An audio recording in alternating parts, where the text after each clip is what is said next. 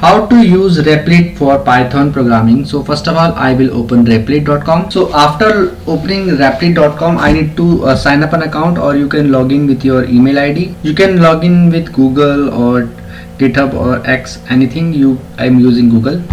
So this interface will open up a home page of Replit. So herein you need to click on explore more option and click on developer frameworks. So herein you need to select this option Python. Just tap on Python, and now you need to click on this remix option. Herein you can name it anything, enter description, and you can select public or private, anything you want. Private one is paid. Now click on use framework. So herein at the bottom you can see there is an option to enter code, and click on this enter button. So you can see now I have run the Python code. So I hope friends now you will be able to do it. It is very easy. So in case you find this video helpful, just hit on the like button and also subscribe my channel for my upcoming videos.